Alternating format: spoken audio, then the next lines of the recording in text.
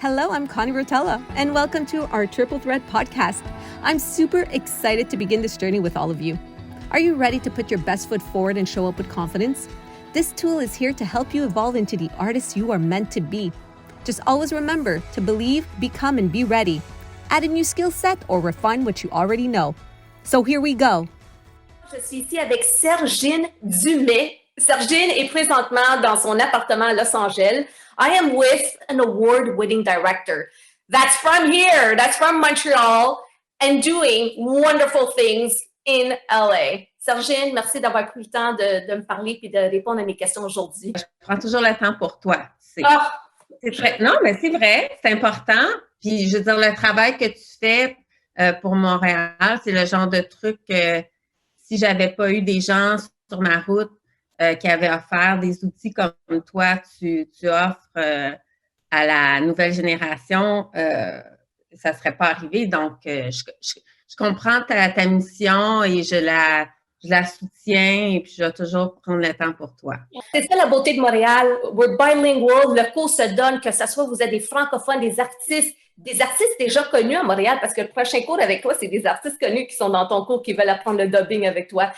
Pas seulement t'enseignes, mais parce que tu es directrice, tu nous donnes encore un autre niveau de comment c'est vraiment sur le plateau. So let's speak about your method.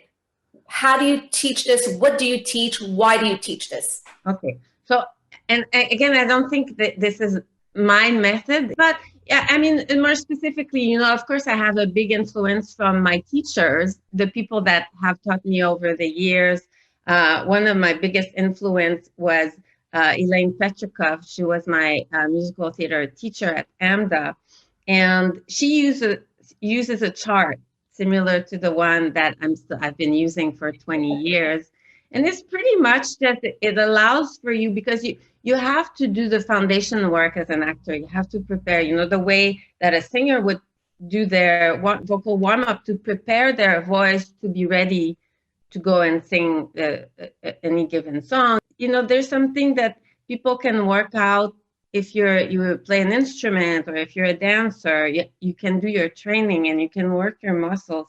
So now when you're performing, you're ready to go. As actors, they tend not to do that. If you think of triple threats, you look at how, people work on their instrument for their voice or for their dancing. And for acting, unless they're actually working or they're doing a scene, they don't really have this discipline at home to say, I'm going to work on my acting chops for an hour each day. People tend not to do that.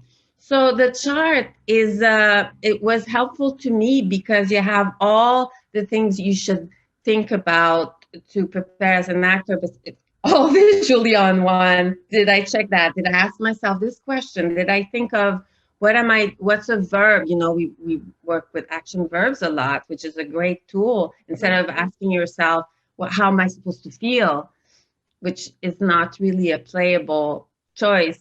You can't force yourself to feel a certain way. Or if you start saying, well, the way I'm feeling now is probably wrong, you're not in a good creative place to respond in the moment. Whereas if you think of, what am I doing? What does my character want, and what is she doing? Is she pleading? Is she begging? Is she judging? I have choices, and just to practice doing it all the time, then it becomes easier if a director tells you, why don't you just beg him on that line? Using all the foundation, the tools, the foundation of acting. What's my objective? What's an as if? What's my hook? How can I make this moment personal to me? What's my personal connection to it? And if I don't have one, what can I imagine? Like we say, well, it would be as if my dog died. So instead of just being a concept, that's what's happening in the scene, you really bring it to you, to imagine, how can I make this moment personal? Mm-hmm. So it's pretty much that, what's happening in different beats, but we put it all on one chart so that it's simpler, and so that we can just say, okay, this is my homework, And then once the preparation is done, it's like, okay, where am I now? How can I use this in a moment? In any given scene, the character wants something from the other character. There's some sort of a conflict. And what the action verbs they're doing is a strategy to get what they want. So if they tell you, Sergine, you have an hour, you need to know how to direct this actor in an hour. Like, how can something go totally wrong in a session, in a recording session? 80% of directing is casting. So if you know you're going to have 1 hour, you cast the person, you know that they're going to be able to knock it out in 1 hour. So important what you just said. So there you go. That's your answer for everybody that says, I don't know why I don't work. Are you ready to do it in an hour? Are you ready to show up and give the director what they need? And if not, what are you going to do about it, right? Okay, that's good. It's a good point. I think I had to raise that question because we hear that a lot. But then they think they have the tools, but they are not practicing. Oh, well, the action verb is a very good tool for directors because it solves all sorts of problems. You know, like, for example, as an actress, I've been told, you know, I would do a scene and the director would say, no, don't do it sexy. She's not supposed to be sexy. And I was like, I was not trying to do it sexy at all. All right. So that was an objective, whatever came out of it. So now it's like we do it again. And now I come in and now my intention is to not to be sexy. So I'm a little robotic. Do you see how it's making my performance worse and worse and worse? A good alternative for that director would have been, oh, it seems like you're charming him a little bit. Instead of charming him, why don't you really, really attack him or really kind of, judge him and give the actor a different verb and they can try it. If I would be an artist right now on set and I had these tools to apply, I would not take it as personal when a director would come to me saying something, because then I would know myself and go, oh, great. Okay. So do you want me to do this? I feel like I would be ready to give what they're asking me instead of taking it personal that, oh, maybe I'm not good enough for this. I don't know. This is how I feel with using something like this. I would feel more connected because I have a technique, because I'm a dancer. I have a technique to bring me to where I need to go. It's like you're a waiter at a restaurant and it's like, would you like some hors d'oeuvres? And people are like, no, maybe you present something else. And they go, oh, actually, I like that. Just try something else. Yeah, they want to collaborate with you. They don't want a puppet that they can tell what to do. They want an artist that's going to go, oh, that's interesting. That actually gave me an idea that I didn't have prior to being in the room with this actor. So, wow, it's giving me another idea. So we tend to, for me personally, I tend to go back to the hiring the same people again, because when you have this kind of fun collaboration, then that's what you want. And then, of course, I always want to, if I'm working on a movie, if there are smaller parts, I want to encourage the new generation. So I do want to give them an opportunity to come for a small role and try it. A lot of young actors, they come out, they just did a conservatory, they just did a school, and they're trained to, respect their teacher and respect the director. And, sometimes I would wish that it's like, no, look, I know you're young, and I know that you respect me, but now we're playing together. Mm-hmm. So now I'm interested in, what are your ideas? What did you think? And I have more experience than you, and I can certainly guide you and help, but we're interested in what you have to offer, even if you don't have that much experience. Otherwise, we would be hiring someone who's been doing it for years. If you're in the room, that's because we're interested in working with you. How important it is and how great it is, how you're gonna improve your family and your community, if by studying to become an artist, even if you don't do it professionally, if you learn an instrument, if you learn to sing, if you learn to dance, if you learn to act, if you study it, if you practice it, it's going to change you. It's going to change you into a better person. it's gonna make you a better parent. It's gonna make you a better daughter. It's like it, and you know what? It doesn't matter our journey. I mean, I wanted to be a performer. I didn't know I was going to become a director. Yeah, I realized that what's happening to me is pretty cool, especially because it's happening in Los Angeles. But in all honesty, the truth is, anybody that goes on this kind of journey, they will be living the dream just by doing it, just by showing up to class every week. They're gonna be fulfilling their full potential, and we don't know what's gonna happen. We don't know who's gonna win an award, who's gonna become a director, who's gonna make it on Broadway. And you know what? I don't think that's the most important part.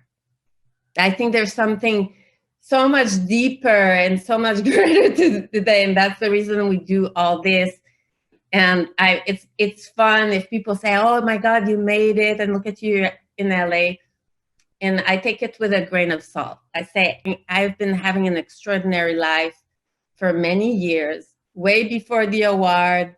So this is my life. And I sometimes look at artists closing the doors, and it's okay because everybody has a journey. I'm someone that just wants to open everybody's door. Look how beautiful it is here. Look how beautiful. Well, if we're happy, it's because it comes from somewhere. We're constantly doing. We're in the action. You were even saying in class, if I don't have my chart, and you've been doing this for how many years, you still need that chart in front of you because I want to know what I'm doing. And I'm the same way. And I respect that. And that's how my mentors used to teach me. And this is how you're teaching the people that are in your class, whether they're already professionals or beginners.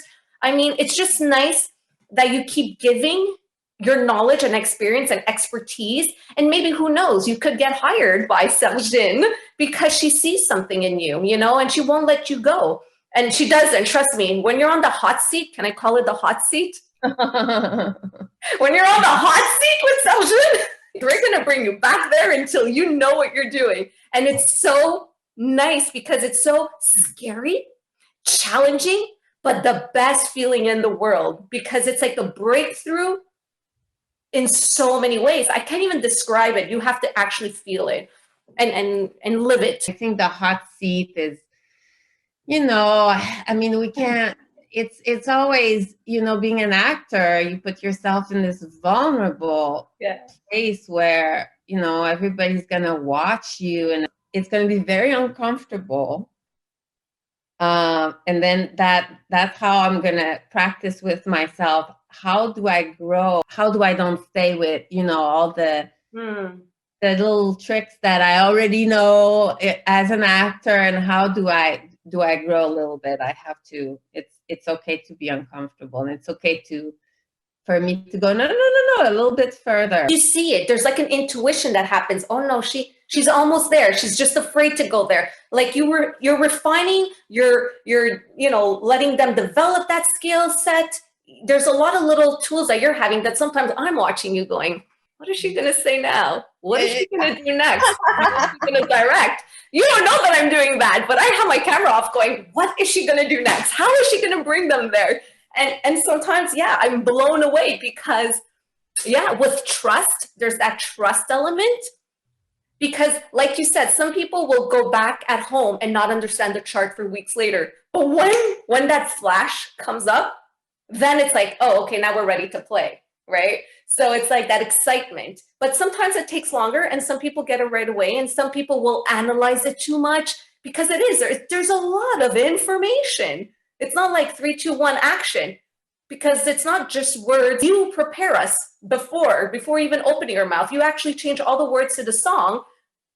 So we actually say it in our own words, which I love that because then they connect to their words, and then they put the words of the song, and then it's like, boom, it becomes one. Yeah, it's magic. Yeah, it's called magic. But it's pretty basic. It's pretty basic acting. I love how you kind of saying, okay, how do we get that moment to sound realer? Yes, Sergine teaches the dubbing, the voice work, the musical interpretation. What would you tell your younger self? Whatever you want to do, just don't worry. do I qualify as a director? Do I qualify? Am I really a triple threat? Am I really a singer? Am I, please. There are always going to be people that think that you shouldn't be there. No matter how many movies you directed, they still consider that you shouldn't be there. And Right. so it's that part of you that believes them instead of saying, no, I think I'm going to go ahead and believe the award right there. Yes. I'm really excited about, making movies. So I'd like to continue making movies. And I hope you're going to be directing some of our artists in the Academy, which it can be possible. It's possible. She landed there. I landed where I am. We're all landing somewhere because we're doing the work. We have a community. We have a support. Again, connect to people. I think that's huge. Open your own doors. Don't make us open. You open your own doors and go for it. Just walk. Thank you so much, Sergine, for your time today. Thank you.